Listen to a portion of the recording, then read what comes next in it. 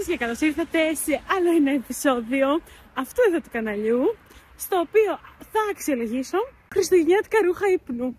Λοιπόν, έχω παρκάρει στο λιμάνι της Θεσσαλονίκης και πάω να βρω την Κατερίνα να αξιολογήσουμε fast fashion. Σε αυτό το σημείο θέλω να αναφέρω ότι τα χριστουγεννιάτικα ρούχα, είτε μιλάμε για ρούχα ύπνου, άρα πιτζάμες, ρόμπες, ρούχα που φοράμε μέσα στο σπίτι, είτε εξώρουχα, ρούχα τα οποία θα βάλουμε για να πάμε σε ένα πάρτι, από μόνα τους στο άκουσμά τους είναι πάρα πολύ επιβαρυντικά για τον πλανήτη.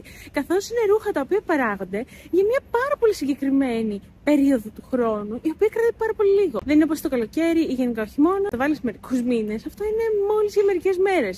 Αν όχι για μία μέρα. Σαφώς είναι ένα έθιμο το οποίο μας ήρθε από την Αμερική και το κρατάμε, το έχουμε αξιοποιήσει και το έχουμε εξελιξει και εμείς. Ωστόσο, τι επιπτώσεις έχει στον πλανήτη, τι επιπτώσεις έχει για εμάς τους ίδιους και πόσο καλό είναι να συμβαίνει κάτι τέτοιο.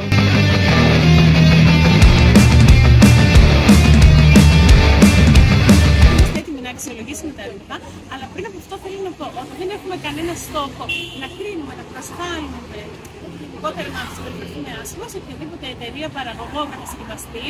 Απλά κάνουμε μια αξιολόγηση και λέμε τη δική μας προσωπική άποψη όσον αφορά τη βιωσιμότητα των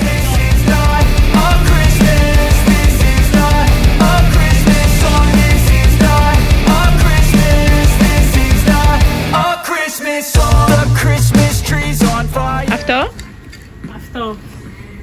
Νυχτικιά. Πιτζάμα, sorry. Αρκετά χριστουγεννιάτικο. Στοιχηματίζω ότι είναι 100% πολυέστερ. Τι πιστεύεις? Συμφωνώ. Είναι 100% πολυέστερ και φτιάχτηκε στη Sri Lanka. Έχει πάρα πολύ ωραίο design και σε αυτό το σημείο θέλω να πω το εξής. Για να καταφέρεις να έχεις αυτή την απόδοση των χρωμάτων, μόνο σε πολυέστερ μπορείς να το έχεις. Στο βαμβάκι θα φαίνεται λίγο πιο άτονο, ας πούμε, όπως αυτό εδώ. Τιμούλα. Τιμούλα 49,99. Θα έδινε 49,99 για αυτό εδώ? Όχι, ούτε για καμιά άλλη πιτζάμα βέβαια. Ούτε κι εγώ. Αυτό όμως που έπιασα και θεωρώ ότι είναι βαμβάκι, είναι 95% βαμβάκι και 5% ελαστάνι. Φυσικά φτιάχτηκε στο αγαπημένο μας Μπαγκλαντές. Εδώ παρατηρούμε ότι η απόδοση των χρωμάτων δεν είναι το ίδιο δυνατή, παρόλο που είναι βαμβακερή. Και να πω, επειδή σε ενδιαφέρουν οι τιμούλες, κάνει 35 και 99. Είναι εμφανή διαφορά. Πολύ ωραίο παράδειγμα. Αυτό ήθελα να το δείξω. Και πιο φθηνό και πιο καλό υλικό. Φυσικά. Γιατί εδώ πληρώνεις design και εδώ πληρώνεις ποιότητα. Αλλά το έχουν ρίξει λίγο, το υποτιμούν το βαμβάκι εδώ. Το αγαπημένο μου πράγμα στις γιορτές είναι οι ρόμπες. Το προσδιορίζουμε ως ρόμπα αυτό. Κοστίζει 55,99 Μπαγκλαντές, 100% πολυεστέρες. Λοιπόν, όλα αυτά δεν θα μπορούσε να είναι τίποτα άλλο πέρα από πολυεστέρες για ένα πάρα πολύ συγκεκριμένο λόγο. Αν όλο αυτό ήταν από βαμβάκι, θα κόστιζε περίπου 200 ευρώ, ακόμη και στη fast fashion. Τι βρήκα?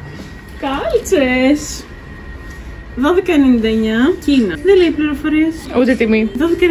Το μόνο που λέει, δεν ξέρουμε από τι υλικό είναι φτιαγμένο, αλλά μας λέει να ανακυκλώσουμε αυτό το χαρτί εδώ πάνω. Κάλτσες, χριστουγεννιάτικες, 12,99 τα 3 ζευγάρια, Τουρκία. Μπα, δεν έχω καμία ελπίδα. Δεν ξέρουμε από τι υλικό είναι φτιαγμένο. Πολύ περίεργο βέβαια. Θέματα. Είναι κάτω από το αυτοκόλλητο. 80% βισκόζη και 18% πολυαμίδιο. Πώς καταφέρει και το είδα. Και πάλι μας λέει να ανακυκλώσουμε τη χάρτινη συσκευασία. Καλό, εγκρίνω. 100% βαμβακερό. Μπαγκλαντές φυσικά, 20,99.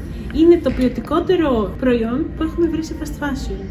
Πολύ ωραία. Θυμάστε αυτό που είπαμε για την απόδοση των χρωμάτων. Παραμένει όμως 100% βαμβακερό. Φυσικά είναι πάρα πολύ λεπτό, γιατί σε αυτή τη τιμή μόνο τόσο λεπτό ύφασμα θα μπορούσε να ανταποκριθεί. Του δίνω 2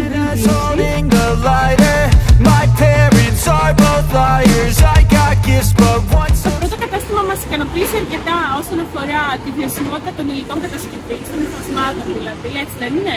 Ναι. Τέλεια. Ωστόσο, η χώρα προέλευσης αυτών των προϊόντων, ουσιαστικά κατασκευής τους, δεν είναι ιδιαίτερα βιώσιμη. Διανύουν πολύ μακρινές αποστάσεις. Επίσης, δεν ξέρουμε τις συνθήκες κάτω από τις οποίες πληρώνονται οι άνθρωποι οι οποίοι κατασκευάζουν αυτά τα προϊόντα. Ναι, μεν ήταν βαμβακερά, ωστόσο ήταν πάρα πολύ λεπτό το ύφασμα και όπως ανέφερα, του δίνω 2 πλήσεις. Δηλαδή, μετά πραγματικά θα γίνει πολύ χάλια. Πρέπει να είναι λίγο πιο χοντρό, ώστε να αντέχει στον χρόνο. Αυτό δεν θα αντέξει. Πάμε όμως και σε άλλα καταστήματα να δούμε τι γίνεται γενικότερα στην αγορά. Εδώ θα αξιολογήσουμε κάλτσες. Λοιπόν, χριστουγεννιάτικες κάλτσες, socks wool blend, λέει. Socks wool blend. Και να δούμε. 47% ακριλικό, 25% βισκόζι, 15% wool, 12% πολυεστέρας και 1% ελαστάν. Άρα το wool blend έχει απλά 15% wool. Δεν εγκρίνω, να πω την αλήθεια. Τιμούλα. 7,99. Προέλευση. Κίνα. Δεν εγκρίνω. Το θεωρώ από προσανατολισμό. Quality season. Κίνα. Τιμούλα 2,99. 74% cotton. Ου.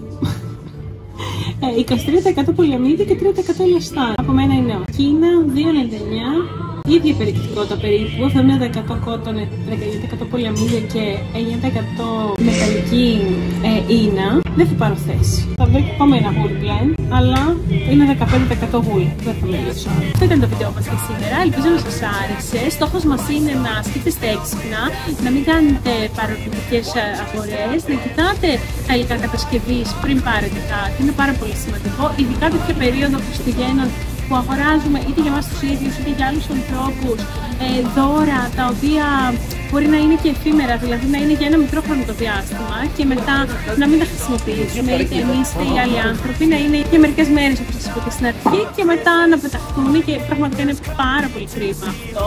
Αγοράστε συνειδητά και βιώσιμο. Από μένα κάντε ένα like, κάντε subscribe, χτυπήστε και το καμπανάκι, καλά το είπα. Πολύ καλά.